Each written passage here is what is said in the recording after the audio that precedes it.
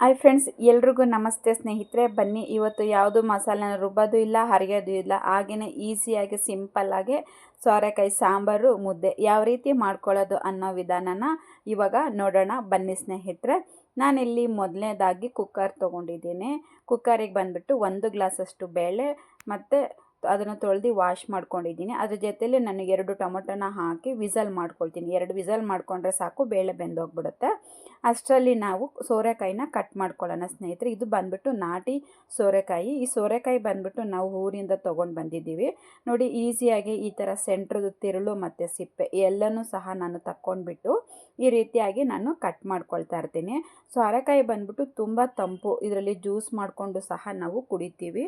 ಈ ಬೇಸಿಗೆಗಳಲ್ಲಿ ಈ ರೀತಿಯಾದಂತಹ ಸೋರೆಕಾಯಿ, ಹೆಸ್ರು ಕಾಳು, ಮೂಲಂಗಿ ಸೊಪ್ಪು ಈ ಥರದ್ದೆಲ್ಲ ನಾವು ತಿನ್ನೋದ್ರಿಂದ ಬಾಡಿಗೆ ಕೂಲಾಗೂ ಇರುತ್ತೆ ಮತ್ತು ಹೆಚ್ಚೆಚ್ಚು ನಮಗೆ ಫೈಬರು ಸಹ ಸಿಗುತ್ತೆ ಸ್ನೇಹಿತರೆ. ತುಂಬ ಸಿಂಪಲ್ ಅಂದರೆ ಸಿಂಪಲ್. ಇವತ್ತು ನಾನು ಯಾವುದೇ ಥರ ಕಾಯಿನೂ ಸಹ ಬಳಸ್ಕೊಳ್ತಾ ಇಲ್ಲ, ಯಾವುದೇ ಸಹ ಮಸಾಲೆನೂ ಸಹ ನಾನು ರುಬ್ಕೊಳ್ತಾ ಇಲ್ಲ ಸ್ನೇಹಿತರೆ. ನೋಡಿ, ಇಷ್ಟು ಸಣ್ಣದಾಗಿ ನಾನು ಕಟ್ ಮಾಡಿ ಇಟ್ಕೊಳ್ತಾ ಇದ್ದೀನಿ. ಆ ಕುಕ್ಕರ್ ವಿಸಲ್ ಹೊಡೆಯೋಷ್ಟರಲ್ಲಿ ನಾನು ಎಲ್ಲ ಸೋರೆಕಾಯಿನೂ ಈ ರೀತಿಯಾಗಿ ಸಿಪ್ಪೆ ಎಲ್ಲ ತೆಗ್ದು ತಿರುಳನ್ನ ತೆಗ್ದು ಕಟ್ ಮಾಡಿಬಿಟ್ಟು ನೀರಲ್ಲಿ ಹಾಕ್ಕೊಳ್ಳೋಣ. ಇದು ಸ್ವಲ್ಪ ಬ್ಲ್ಯಾಕ್ ಆಗುತ್ತೆ, ನಾನು ಹೊರಗಡೆ ಇಟ್ಕೊಂಡ್ರೆ ಬ್ಲ್ಯಾಕ್ ಆಗುತ್ತೆ, ಅದಕ್ಕೋಸ್ಕರ ನಾನು ನೀರಲ್ಲಿ ಹಾಕಿ ಇಟ್ಕೊಳ್ತಾ ಇದ್ದೀನಿ. ಇವಾಗ ವಿಸಲ್ ಆಗಿದೆ ನೋಡಿ, ಬೇಳೆ ಬೆಂದಿದೆ. ಇದನ್ನು ನಾನು ಟೊಮೊಟೊ ಬೇಳೆ ಎರಡನ್ನೂ ಸಹ ಚೆನ್ನಾಗಿ ಮಸ್ಕೊಂಡು ಬಿಡ್ತೀನಿ ಸೋಟಲ್ಲೇ.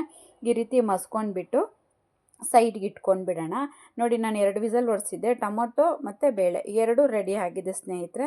ಇವಾಗ ನೆಕ್ಸ್ಟು ಬಂದುಬಿಟ್ಟು ನಾನೊಂದು ಪಾತ್ರೆ ಇಟ್ಕೊಂಡಿದ್ದೀನಿ. ಪಾತ್ರೆಗೆ ನಾನು ಒಗ್ಗರಣೆಗೆ ಒಂದು ಸ್ಪೂನಷ್ಟು ಎಣ್ಣೆ ಹಾಕ್ಕೊಳ್ತಾ ಇದ್ದೀನಿ. ಸಾಸಿವೆ ಮತ್ತು ನಾನಿಲ್ಲಿ ಕರಿಬೇವಿನ ಸೊಪ್ಪು, ಒಂದು ಬ್ಯಾಡಗೆ ಮೆಣಸಿನ್ಕಾಯಿನೂ ಸಹ ಹಾಕ್ಕೊಳ್ತಾ ಇದ್ದೀನಿ. ನಾನಿಲ್ಲಿ ದೊಡ್ಡದೊಂದು ಈರುಳ್ಳಿನ ಕಟ್ ಮಾಡಿ ಇಟ್ಕೊಂಡಿದ್ದೀನಿ. ಅಷ್ಟನ್ನು ಸಹ ಹಾಕ್ಕೊಂಡು ಈರುಳ್ಳಿನ ಬಾಡಿಸ್ಕೊಳ್ಳೋಣ, ಒಗ್ಗರಣೆ ಹುರ್ಕೊಳ್ಳೋಣ ಚೆನ್ನಾಗೆ.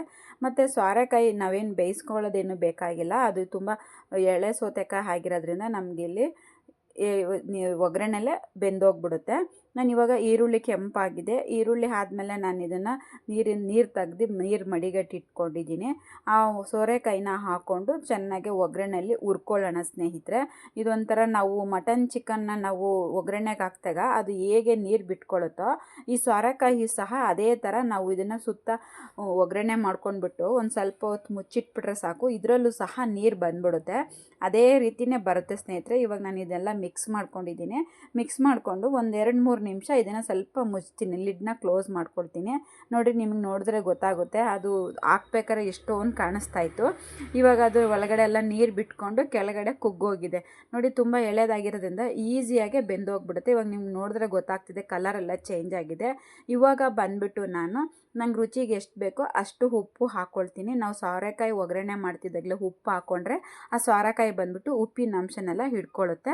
ಅದ್ರ ಜೊತೆಲಿ ಇವಾಗ ನಾನು ನಮ್ಮ ಮನೇಲಿ ನಾವು ರೆಗ್ಯುಲರಾಗಿ ಬಳಸೋ ಅಂತಹ 1/4 ಸ್ಪೂನಷ್ಟು ಸಾಂಬಾರು ಪುಡಿನೂ ಸಹ ಹಾಕ್ಕೊಂಡು ನಾನು ಈ ರೀತಿ ಹಾಗೆಯೇ ಒಂದು ರೌಂಡು ಮಿಕ್ಸ್ ಮಾಡ್ಕೊಳ್ತೀನಿ. ನಾನು ಇಲ್ಲಿ ಬಂದುಬಿಟ್ಟು 1-1.5 ಸ್ಪೂನಷ್ಟು ಹುಳಿ ತೊಗೊಂಡಿದ್ದೀನಿ, ಹುಣಸೆಹಣ್ಣು ಹುಳಿನ. ಅದನ್ನು ಸಹ ಸ್ವಲ್ಪ ಹಾಕ್ಬಿಟ್ಟು ಅದನ್ನು ಸ್ಲಿಮ್ ಮಾಡ್ಕೊಂಡ್ಬಿಟ್ಟು ಈ ರೀತಿಯಾಗಿ ಮಿಕ್ಸ್ ಮಾಡ್ಕೊಳ್ತೀನಿ. ನೋಡಿ, ಆ ಹುಣಸೆಹಣ್ಣು ಹುಳಿ, ಸಾಂಬಾರು ಪುಡಿ, ಸೋರೆಕಾಯಿ ಅಷ್ಟು ಹಾಕಿದ ಕೂಡಲೇ ಅದು ಕಲರ್ ಕೂಡ ಚೇಂಜ್ ಆಗ್ತಿದೆ. ಅದು ನಿಮ್ಗೆ ನೋಡ್ತಿದ್ರೆ ಕಲರ್ಫುಲ್ಲಾಗಿ ಕಾಣ್ತಿದೆ. ಇವಾಗ ನಾನು ಸ್ವಲ್ಪ ಫ್ಲೇಮ್ ಹೈ ಮಾಡಿಕೊಂಡು ಇದೊಂದು 2 ನಿಮಿಷ ಹೀಗೆ ಬೇಯಿಸ್ಕೊಳ್ತೀನಿ. ಈಗ ಇದೆಲ್ಲ ಬೆಂದಿದೆ, ಉಪ್ಪು ಹಿಡ್ಕೊಂಡಿದೆ, ಸೋರೆಕಾಯಿ ಬೆಂದಿದೆ, ಎಲ್ಲವೂ ಆಗಿದೆ. ಖಾರನೂ ಸಾಂಬಾರು ಪುಡಿ ಏನು ಹಾಕಿದ್ನೋ ಅದು ಸಹ ಬೆಂದಿದೆ. ಇದಷ್ಟು ಬೆಂದಾದಮೇಲೆ ನಾನೇನು ಬೇಯಿಸಿ ಇಟ್ಕೊಂಡಿದ್ದೀನೋ ಟೊಮೊಟೊ ಮತ್ತು ತೊಗರಿಬೇಳೆನ ಅದನ್ನು ಹಾಕ್ಬಿಟ್ಟು ಮಿಕ್ಸ್ ಮಾಡ್ಕೊಳ್ಳೋಣ. ನೋಡಿ, ಎಷ್ಟು ಗಟ್ಟಿ ಕಾಣ್ತಿದೆ. ನಾನಿಲ್ಲಿ ಯಾವುದೇ ಥರ ಕಾಯಿ ರುಬ್ಬಿಲ್ಲ ಮತ್ತು ಈರುಳ್ಳಿ ಬೆಳ್ಳುಳ್ಳಿ ರುಬ್ಬಿಲ್ಲ. ಹೇಳ್ತಾರೆ ಸೋರೆಕಾಯಿ ಸಾಂಬಾರು ಮಾಡ್ಕೊಂಬಿಟ್ರೆ ನೀರು ಬಿಟ್ಕೊಂಡ್ಬಿಡುತ್ತೆ ಅಂತ. ನೋಡಿ ಸ್ನೇಹಿತರೆ, ಯಾವುದೇ ಥರ ನೀರು ಬಿಟ್ಕೊಳ್ತಾ ಇದ್ದಂಗೆ ಎಷ್ಟು ಚೆನ್ನಾಗಿ ಎಷ್ಟು ಗಟ್ಟಿಯಾಗಿದೆ. ನನಗದು ಸ್ವಲ್ಪ ಗಟ್ಟಿಯಾಗಿದೆ ಅನ್ನಿಸ್ತು. ನಾನು ಮುದ್ದೆಗೆ ಮಾಡ್ಕೊಳ್ತಾ ಇರೋದ್ರಿಂದ, ಅನ್ನ ಮುದ್ದೆಗೆ ಮಾಡ್ಕೊಳ್ತಾ ಇರೋದ್ರಿಂದ ಸ್ವಲ್ಪ ಬೇಳೆ ತೊಳೆದಿರೋ ನೀರಿರುತ್ತೆ ಕುಕ್ಕರಲ್ಲಿ, ಅದನ್ನು ಸಹ ಹಾಕ್ಕೊಂಡು ಇದನ್ನು ಚೆನ್ನಾಗಿ ಕುದಿಸ್ಕೊಳ್ತೀನಿ. ಸಾಂಬಾರು ರೆಡಿ ಆಗಿದೆ ಸ್ನೇಹಿತರೆ. ನೋಡಿ, ಎಷ್ಟು ಸಿಂಪಲ್ಲಾಗಿ ಈಸಿಯಾಗಿ ಸೋರೆಕಾಯಿ ಸಾಂಬಾರನ್ನ ಇವತ್ತು ಮಾಡಿದ್ದೀನಿ. ಘಮ ಘಮ ಅಂತಿರುತ್ತೆ. ಅದು ಹುಳಿ ಬಿಡೋದ್ರಲ್ಲಂತೂ ಹುಳಿ ಹಾಕ್ಕೊಳ್ಳೋದ್ರಲ್ಲೇ ರುಚಿ ಜಾಸ್ತಿ. ಮತ್ತು ನೋಡಿ ಎಷ್ಟು ಗಟ್ಟಿಯಾಗಿದೆ, ಇದು ತಳ್ಳಗಾಗಿಲ್ಲ. ಈ ರೆಸಿಪಿ ನಿಮ್ಗೆ ಇಷ್ಟ ಆಗಿದರೆ ಒಂದು ಲೈಕ್ ಮಾಡಿ, ಒಂದು ಶೇರ್ ಮಾಡಿ. ಯಾರಾದರೂ ಹೊಸ್ದಾಗಿ ನನ್ನ ಚಾನಲ್ ನೋಡ್ತಿದ್ರೆ ನನ್ನ ಚಾನಲ್ ಸಬ್ಸ್ಕ್ರೈಬ್ ಮಾಡ್ಕೊಳ್ಳಿ. ಈ ರೆಸಿಪಿ ನಿಮ್ಗೆ ಏನು ಅನ್ನಿಸ್ತು ಅಂತ ಒಂದು ಕಮೆಂಟ್ಸ್ ಹಾಕಿ ಸ್ನೇಹಿತರೆ. ನೋಡಿ, ಸಿಂಪಲ್ಲಾಗಿ ಇವತ್ತು ಸೋರೆಕಾಯಿ ಸಾಂಬಾರು ಮುದ್ದೆ ಮಾಡಿದ್ದೀನಿ ಸ್ನೇಹಿತರೆ. ನೀವು ಈ ರೀತಿ ಒಂದು ಸಲ ಟ್ರೈ ಮಾಡಿ ನೋಡಿ. Simple and easy and recipe. Thank you.